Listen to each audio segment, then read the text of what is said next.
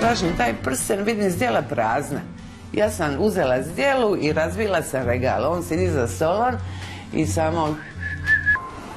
Ostali smo sami, otac je bio invalid i imala malog sina, otac invalida, nisam mogla nositi s tim i pomogla me na najbolji način, poslala mu komunu.